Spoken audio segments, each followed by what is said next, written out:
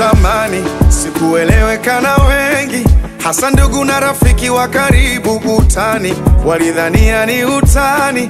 Nilipowaeleza Yesu ndiye jibu, wengine wakanisanifu kwa maswali ya kejeli na dharau, kwamba kama Yesu ndiye jibu, mbona maisha yangu yamejaa maswali? Ni kweli kwa wakati huo huenda walikuwa sahihi, maana hali nilokuwa nayo isingeweza kabisa kushawishi.